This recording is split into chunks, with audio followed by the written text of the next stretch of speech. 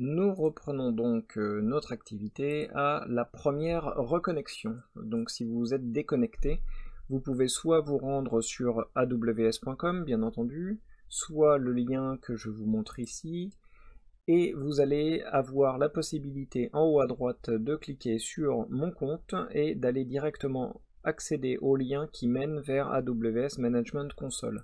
Ça vous donnera un accès direct à cette console d'authentification que vous connaissez, où vous allez pouvoir saisir votre email ou votre nom de compte directement.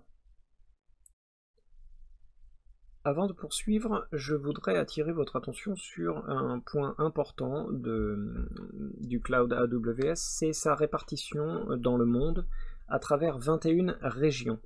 Et c'est cette région que nous allons devoir sélectionner. Donc ici, vous voyez sur les différents continents, les régions sont la représentation logique d'un espace dans lequel nous avons plusieurs zones de disponibilité.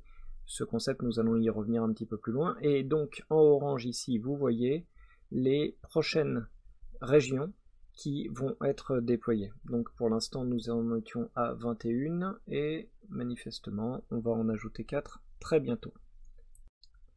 Nous voici donc connectés à la console. Nous allons tout de suite commencer par appliquer les bonnes pratiques AWS, à savoir la sélection de la région. Comme nous venons de le voir, AWS dispose de centres de données répartis dans des régions et nous allons sélectionner la région la plus proche de chez nous.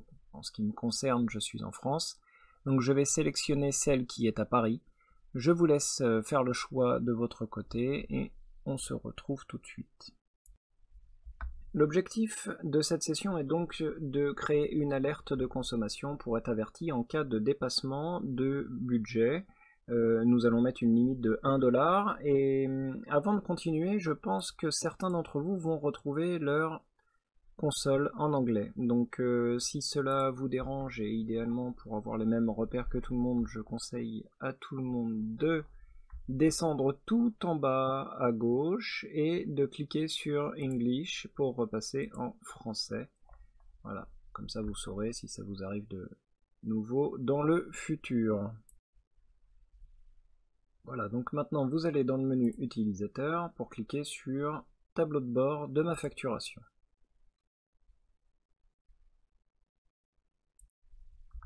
Pour activer les alertes, il existe deux méthodes. Donc depuis le menu que vous pouvez trouver en bas qui s'appelle Alerte et Notification, donc vous allez dans AWS Budget, vous permet de créer des budgets de coûts et d'utilisation personnalisés qui vous préviennent quand vous dépassez ou risquez de dépasser les seuils définis de votre budget. Vous pouvez cliquer sur Créer et gérer vos budgets.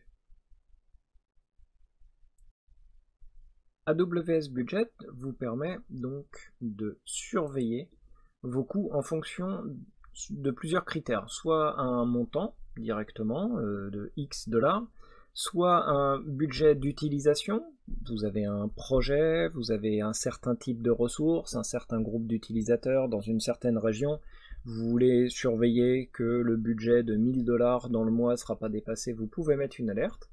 Vous avez aussi le budget de réservation qui est un petit peu particulier puisqu'il est possible dans AWS de réserver des instances ou des services pour une certaine quantité, une certaine couverture. Et donc vous pouvez aussi définir ce critère comme seuil d'alerte et être averti en cas de dépassement. Donc nous allons sélectionner le budget coût. Concernant cette alerte, nous allons déjà lui donner un nom.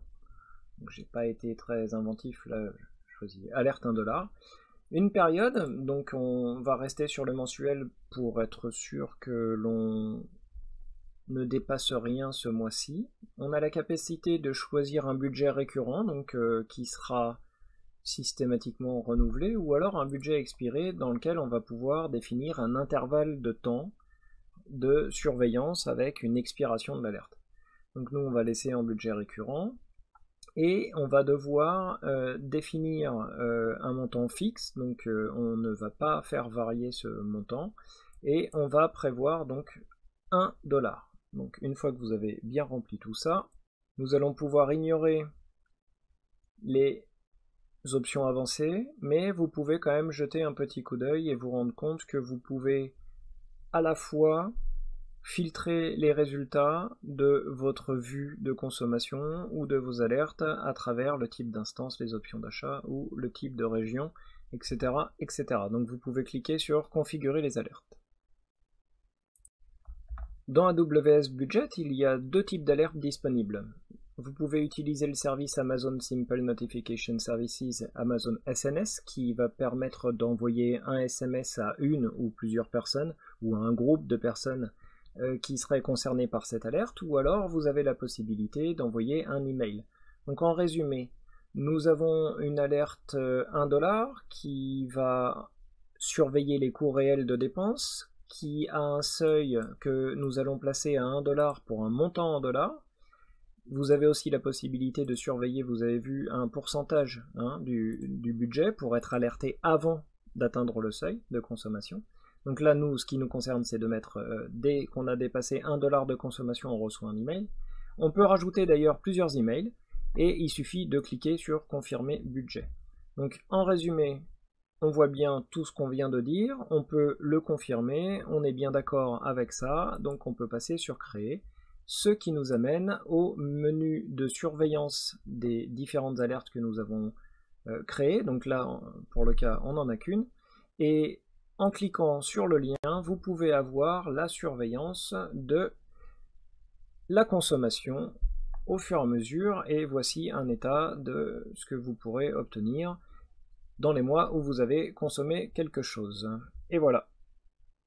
Bien entendu, vous pouvez à tout moment éditer votre budget pour modifier certains paramètres puisque vous avez envie ou besoin. Et vous pouvez aussi supprimer l'alerte. Voilà.